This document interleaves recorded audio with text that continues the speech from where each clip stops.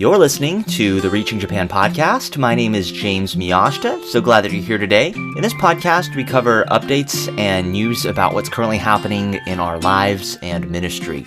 You can find us on the web at reachingjapan.com, facebook.com/reachingjapan, and twitter.com/reachingjapan. Now, if you haven't already, please leave us a review for this podcast so others can find it as well and join us on the journey of reaching Japan with the gospel. Thanks so much for tuning in. Here's what we're going to be talking about. How is it already November, the end of November? It's kind of crazy. But thank you so much for continuing to pray for us. We are getting ready for Christmas now. I think this is probably going to go out on Thanksgiving Day or the day after there in the States.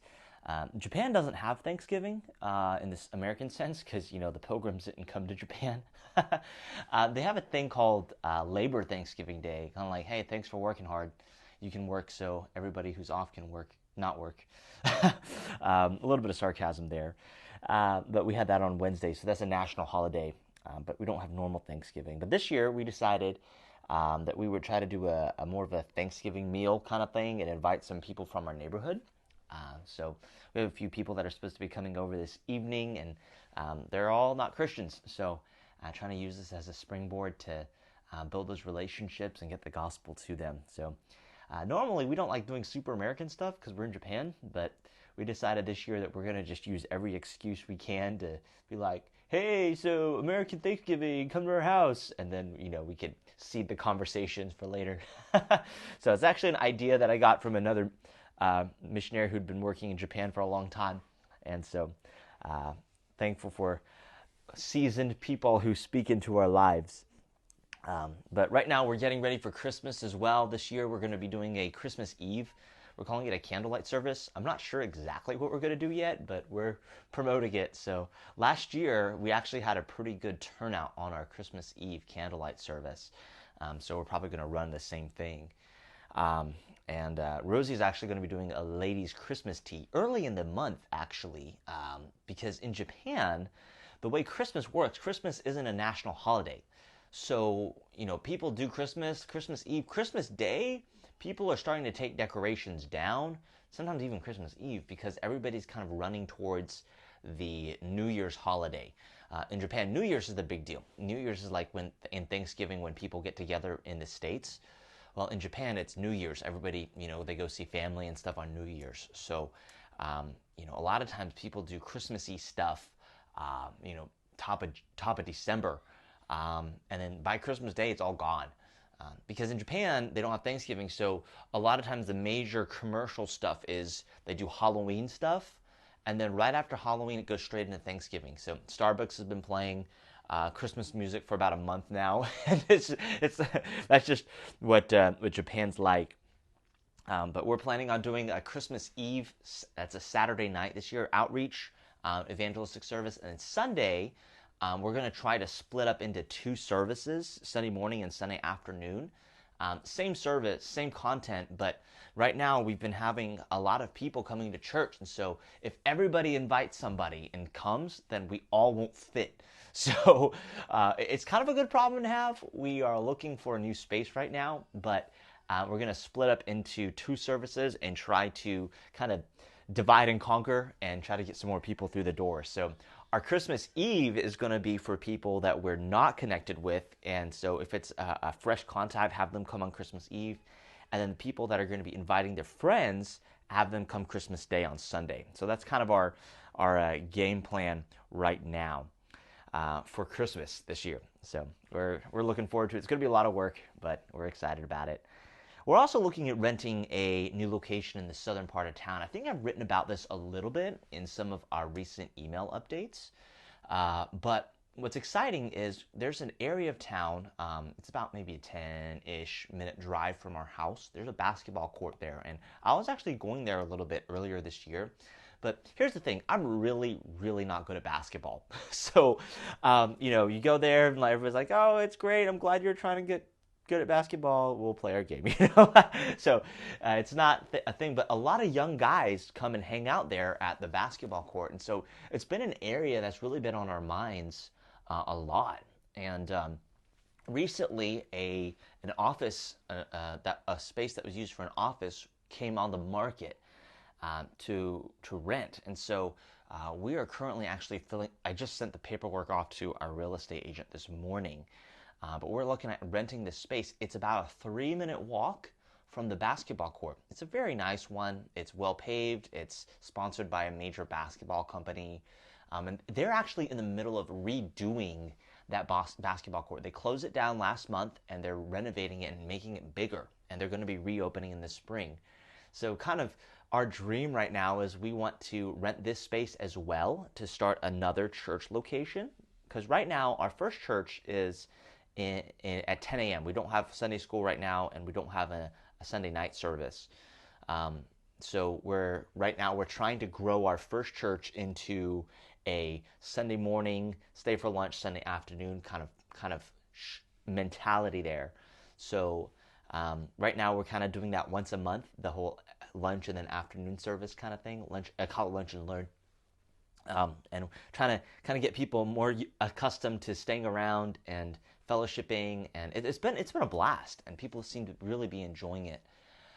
But after that, we're free. So I'm thinking about doing a second church location at 4 p.m.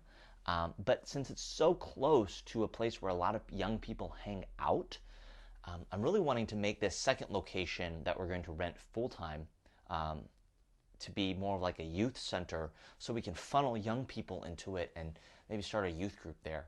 So we are praying about that. But since I'm not good at basketball, though, we're looking for a couple of young guys to come next summer and maybe be a 3-on-3 team for us and kind of work that area to make new contacts and reach people, and then they would also get to experience Japan. So if you know somebody that's decent at basketball but really loves Jesus, and they'd like to come for the summer, please have them send me an email, james@reachingjapan.com, or shoot me a text, 470-278-7415.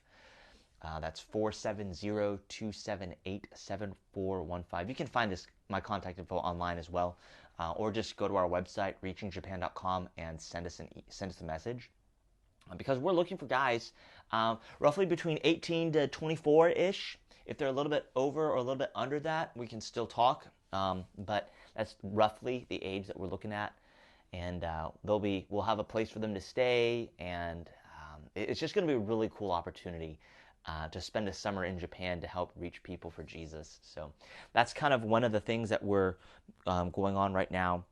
And then we are looking at maybe doing some international outreach as well. And so this is kind of still in the concept stage. We haven't executed it yet, but I think maybe next spring we might start trying to reach out a little bit to the international community, because they might be a little more open to hearing the gospel. So we're still here to reach Japanese people, but a lot of these people, they come from South America, they come from Southeast Asia, and they are displaced.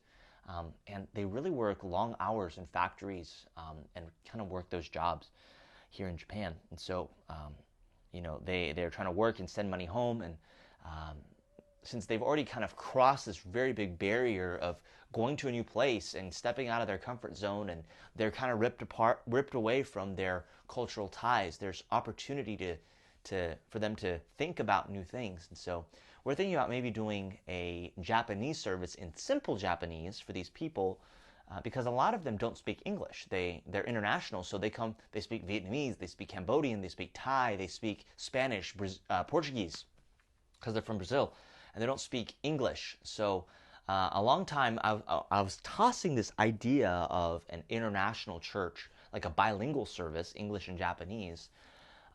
But I think maybe we could do something instead that's only Japanese but targeted towards simple Japanese, because that would be more of the common denominator among the international community here.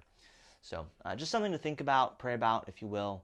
And we're also going to be talking to some people to get some details on how we can buy property here in Japan for our church and things like that. So a lot of really cool, exciting things that are going on. So pray for our Christmas outreach. Pray for our new location. Pray that they will rent to us as a church, and that we can do outreach and ministry there. And then praying that we could get 3 young guys to come over for next summer and then pray for international outreach. So that's just a tad bit of what's been going on, but it's really just been neat to see how God has been. There's been so many people in so many different places that have been working and sharing the gospel and years before us. And it reminds me of how God told his disciples as he was going through Samaria, other men have planted, and you're basically harvesting some stuff where you didn't plant. And we are working here to sow the seed and preach the gospel. And on Sunday morning, maybe 40% of the people in the room are professing Christians. The other 60% are totally not are not. And so we're reaching people who are far from God, but we want to see more people come to know the Lord. But it's just neat to see how God is bringing all this work together at this church plant. So thanks so much for keeping up with us. Thanks for listening today, and thank you for always praying for us. So that's a little bit of what's been going on here. Now, if you have any questions or comments about what we talked about today, I'd love to hear from you. I will do my best to answer those questions on this podcast. You can always reach me via email. My email address is james@reachingjapan.com. That's james@reachingjapan.com.